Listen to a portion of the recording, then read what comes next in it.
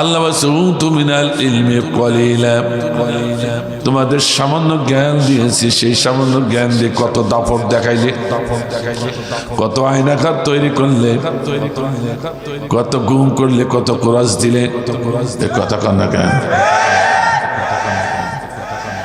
ছোট্ট ছোট্ট আমাদের দেশের ভবিষ্যৎ নিরস্ত্র, এক নয় দুই নয় 1000 ছাত্রের বুকটা ঝাঁঝরা করে তাদের শাহাদাতে পরিণত করে দিলে। 1500 কাছে আর অসঙ্গ পঙ্গ হয়েছে। আমার ভাইরা এত দাপট, এত অহংকার, এতটুকু জ্ঞানের জন্য এত এত জ্ঞান, কতটুকু জ্ঞান তামাম রসুল বললেন।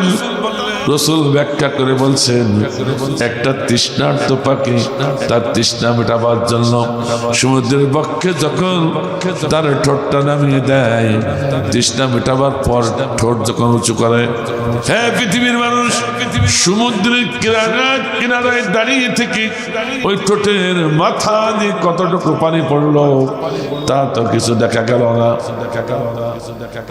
যা তোমার চোখের রাডারে ধরা পড়ে নাই, এত সামান্য, এত সামান্য, এত সামান্য ওই পরিমাণ জ্ঞান, ওই পানি পরিমাণ জ্ঞান গোটা বিশ্ববাসীকে আমি আল্লাহ দান করেছি, ঠিক না? আর সমুদ্রের পক্ষে যত পানি, জমিনের নিচে যত পানি, মেঘ বানাতে যত পানি, খাল বিল ডুবা টিউবওয়েল, ডিপ টিউবওয়েলে যত পানি, মানুষের শরীরে যত পানি, বৃক্ষরাজিতে যত পানি, সমস্ত সৃষ্টি শরীরের ভিতরে যত পানি, এই পানিগুলো সব এক জায়গায় করলে যে পরিমাণ হবে, মহাগ্রন্থ আল কোরআনের জ্ঞান আছে ওই পরিমাণ। আল্লাহু আকবার, আল্লাহু আকবার, আল্লাহু আকবার, আল্লাহু আকবার। কথা কি বোঝা গেল? কথা কি বোঝা গেল? যে মহাগ্রন্থ আল কোরআন কি, এই জন্য পৃথিবীতে যারা এর কাছে এসেছে তারা স্যারেন্ডার করে। সুবহানাল্লাহ বলেন।